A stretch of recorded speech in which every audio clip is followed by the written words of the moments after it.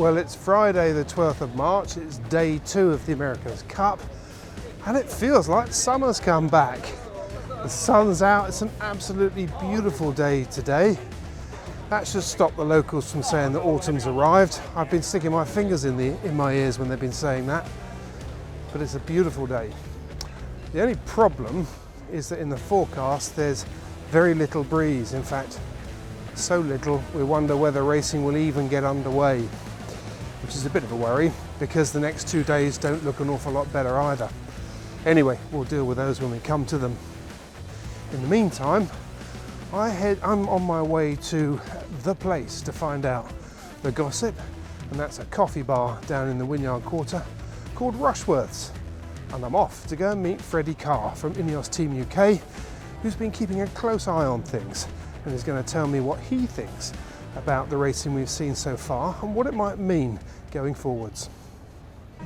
Now, if there's one place in Auckland where you can pick up the gossip during the Cup, it's not a bar, funnily enough, unlike other Cups. It's actually a coffee bar. That's true. Here in Rushworth's.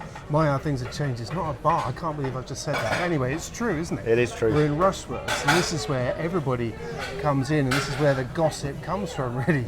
It's a sign of the times, really, isn't it? Long gone are the days of the AC/DC in '95, but everyone drinks coffee now, not beer, sadly. Exactly, yeah. So we've had, Freddie, we've had 1 day of racing so far. What do you think that told us? Let's talk about performance. All the chat was that the Kiwis were going to be faster. And in a funny way they were, but it wasn't through speed through the water. This is from what I saw, and then being a super geek and picking the data apart. Their speed through the water was very, very similar in race day 1. So we're talking 10 to 14, roughly, or down on course E. The thing that stood out to me was the lanes that the Kiwis were able to sit in upwind. They were able to sit on Luna Rossa's hip, I'm talking about the second race, in a really hard spot.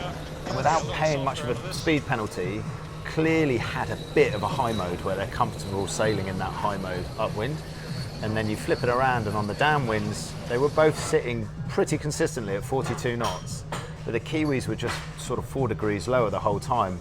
I didn't really feel like they ever cashed that in.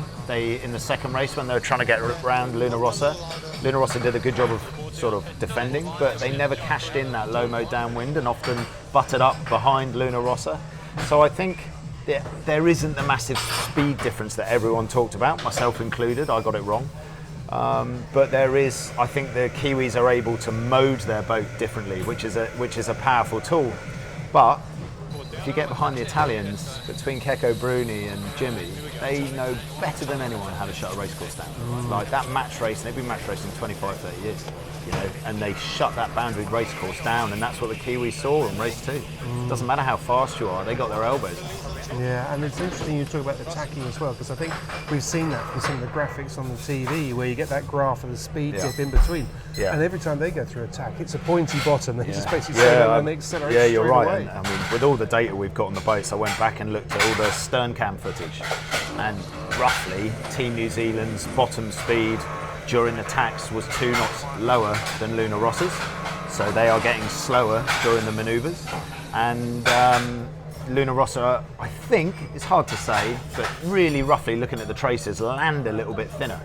So Luna Rossa, for everything they might not quite have there in straight line speed upwind, in that wind range, they gain it all back in the tacks, so don't get an attacking jaw with them. Do you think they can do it?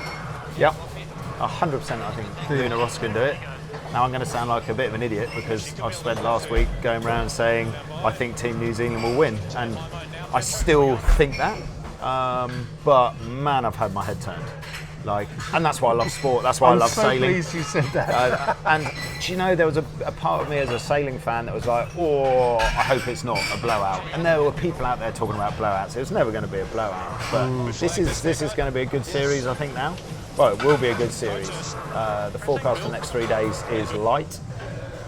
All the chat is that Luna Rossa are going to be better in the light, but all the chat was that Luna Rossa that Team New Zealand were going to be better in the breeze, so I don't know. I can't wait to watch it unfold. I can't think of another cup in particular, but another cup, where we've all been so happy to be so wrong so many times. I think it's unbelievable. you've hit the nail on the head. It's been a mental cup for that. It really has been a mental cup for that. And that's what makes it exciting. That's brilliant. I mean, let's look at where Formula One was last year. I'm a Formula One fan, but man, there was some pretty drawn out formulaic races there where you knew what was going to happen after race 2 or 3.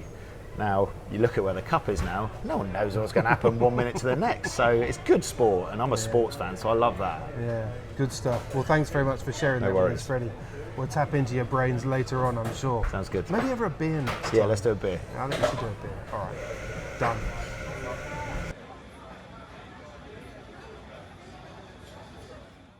So that's what we thought this morning, but by the afternoon, quite a lot had changed. Here's what happened.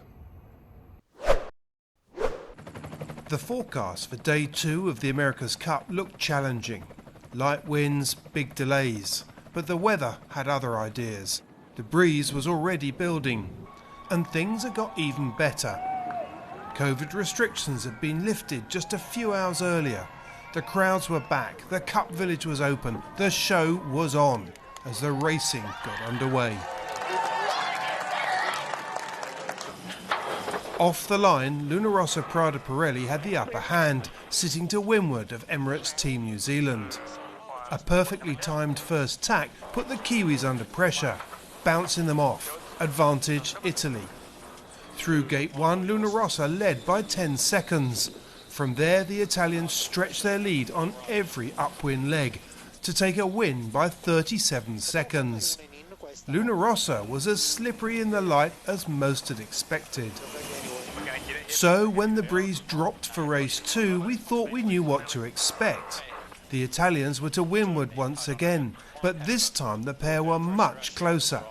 Luna Rossa couldn't live there and were forced to tack off. Advantage New Zealand. By the first gate, the Kiwis were ahead by 9 seconds, and from there they started to pull further ahead.